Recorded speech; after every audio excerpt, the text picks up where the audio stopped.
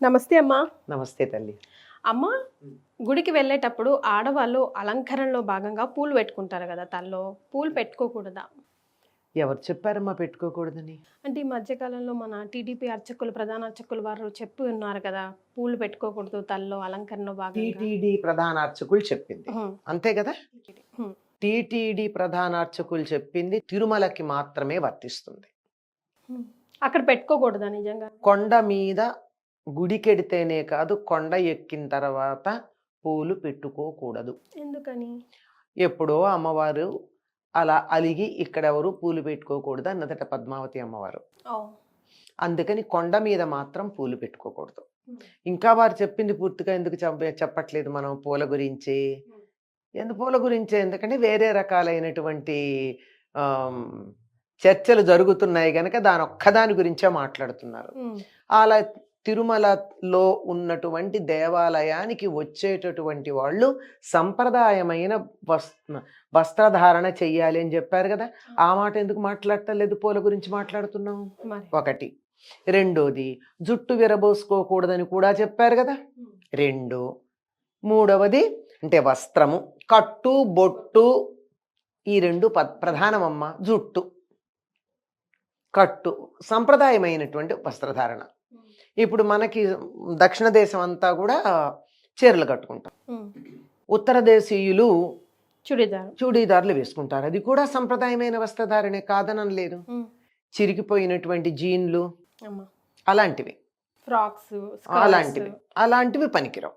చక్కగా సంప్రదాయమైనటువంటి వస్త్రధారణ. మా చుడీదార్లు వేసుకోవచ్చు, పంజాబీ సూట్ వేసుకోవచ్చు, ఇంకేవో చాలా రకాలు ఉన్నాయి కదా, అందులో పేరు రకరకాలు ఉన్నాయి. అట్లాగే చీర కట్టుకోవచ్చు. సంప్రదాయ వస్త్రధారణ ధరించమన్నారు.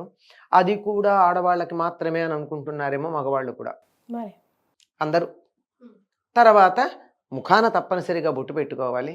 ఈ మధ్య కొంచెం అధికంగా కూడా అయింది. మనం మామూలు బొట్టు పెట్టుకున్నా కాదన్నట్టుగా పక్కనే ఉండి నామాలు పెడుతున్నారు కొంతమంది.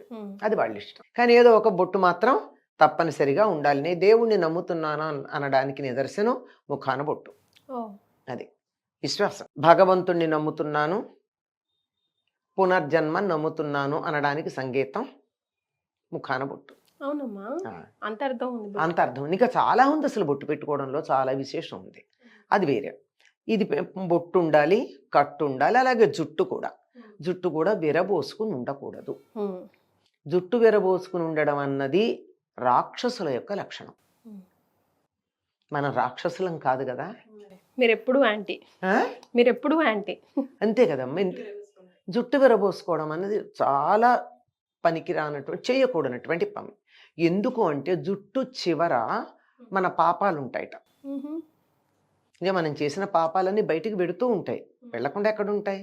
ఆ జుట్టు చివర ఉండి అక్కడ గుళ్ళో పడింది అనుకోండి, బాగుండదు. అక్కడ కట్టేస్తాం దాన్ని, బయటకు వచ్చి వదిలేస్తాం. అందుకని జుట్టు విరబోసుకోకూడదు.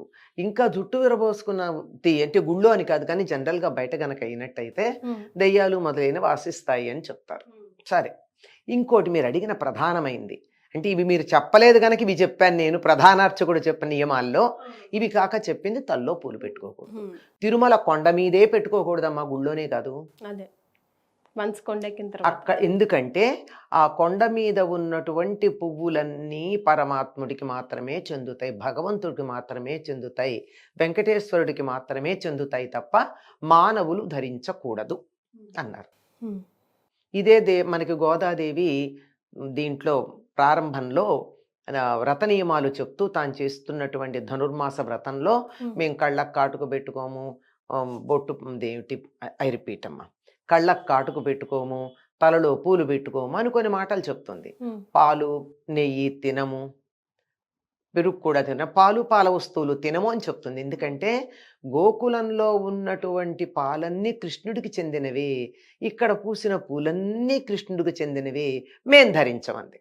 మరి ఇది ఎప్పుడు ధరించవచ్చు అంటే, దేవుడికి పెట్టిన తర్వాత నిర్మాల్యంగా తల్లో పెట్టుకోవచ్చు. అలాగే దేవుడికి నివేదన చేసినటువంటి దధ్యోదనమో లేకపోతే పరమాన్నమో క్షీరాన్నమో ఉంటే అది ప్రసాదంగా తినచ్చు. అంతేగాని ముందు మనం తీసుకోకూడదని ఆవిడ చెప్పిన నియమం. కానీ తిరుమలలో మాత్రం అసలు నిర్మాల్యంగా కూడా పువ్వులు తల్లో ధరించకూడదు. ఆఖరికి పెళ్ళిళ్ళు చేసుకునే వాళ్ళు కూడా ధరించరు. అవునమ్మా. పూలజడలు ఉండవు. ఓ. తిరుమలలో పెళ్లి చేసుకుంటే పూలజడ ఉండదు. తలకు ఒక మచ్చకు ఒక పువ్వు కూడా పెట్టుకోరు. పెట్టరు. మెడ ఒకటి పెట్టుకుంటే 10 పెట్టుకుంటే నియమం ఉల్లంఘించాక సాధారణంగా మెడలో దండలు కూడా వెయ్యరు పెళ్లి కూతురికి పెళ్లి కొడుక్కి.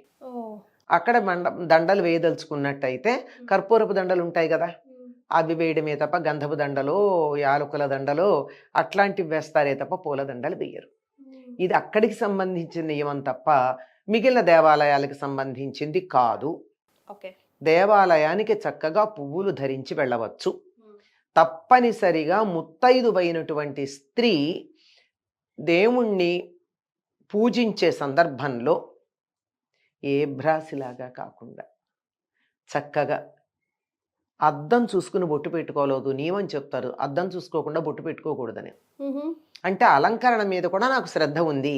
ఈ శరీరం దేవాలయం, ఈ దేవాలయాన్ని నేను అలంకరిస్తున్నాను, ఈ దేవాలయంలో ఇక్కడ దేవుడు ఉన్నాడు కనుక దీన్ని చాలా జాగ్రత్తగా నేను కాపాడుకుంటున్నాను అని చెప్పి దీనికి చేసేటటువంటి దాన్ని శ్రద్ధగా చేయాలి. వెర్రి పిచ్చి అలంకారాలు కాదు, గంగిరెద్దు అలంకరించుకున్నట్టుగా అలంకరించుకోవటం కాదు. కనుక అద్దం చూసుకుని బొట్టు పెట్టుకుని కాటుకు పెట్టుకుని, ఇంకా పూర్వకాలం అయితే కాళ్ళకు పసుపు కూడా రాచుకునేవారమ్మ. ఈ రోజుల్లో ఎవరూ రాచుకోవటం లేదు.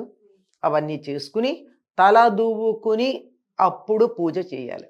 తలకి టవాలో ఇంకోటో కట్టుకుని లేకపోతే పచ్చి తడితలతో చెయ్యకూడదు. తలకి పిడప అంటాం కదా, తల ఇలా ఆరడానికి బట్ట కడతాం, దాంతో చెయ్యకూడదు. ఎందుకంటే ఆరోగ్యానికి మంచిది కదమ్మా. తర్వాత దేవుడి మాట తర్వాత ఆలోచిద్దాం. తల తడిగా ఉన్నప్పుడు పూజ చేస్తే ఏమవుతుంది? అసలే స్నానం చేసేటప్పుడు ఒళ్ళంతా చెమటలు పడుతుంది.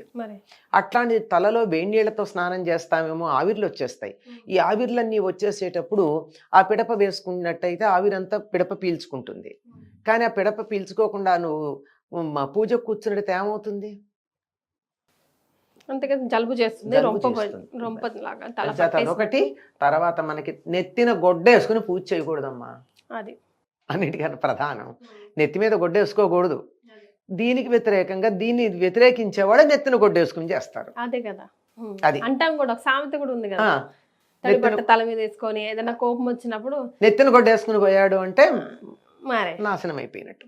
కనుక తల మీద బట్ట ఉండకూడదు. పూజ చేసేటప్పుడు తడి తల ఉండకూడదు. చక్కగా దువ్వుకోవాలి. తల దువ్వుకుని తలలో ఒక పువ్వు పెట్టుకుని దేవుడికి పూజ చేయాలి. అట్లాంటిది పెట్టకూడదు అన్నది ఒక్క తిరుమలకి మాత్రమే పరిమితం అమ్మ, ఇంకెక్కడా కాదు. చాలా సంతోషం అమ్మ, ధన్యవాదాలు. నమస్తే.